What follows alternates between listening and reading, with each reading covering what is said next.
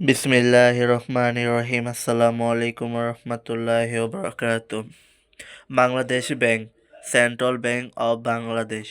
প্রধান কার্যালয় মতিঝিল, ঢাকা ১০০০, বাংলাদেশ। আজকের বিষয় হচ্ছে ৩১ ডিসেম্বর ২০২৫ সরকারি ছুটি ঘোষণা প্রসঙ্গে।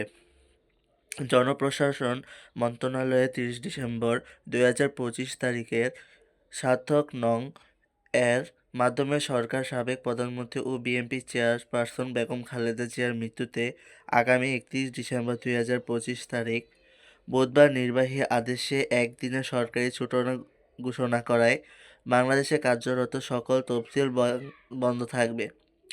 ৩১ ডিসেম্বর ২০২৫ তারিখ বুধবার ব্যাংক হলিডে নির্ধারিত থাকবে। বার্ষিক অর্ধবার্ষিক হিসাব সমাপনী ২০২৫-এর সাথে সংশ্লিষ্ট শাখা বিভাগ ব্যাংক স্থানীয় বিবেচনায় খোলা রাখবে।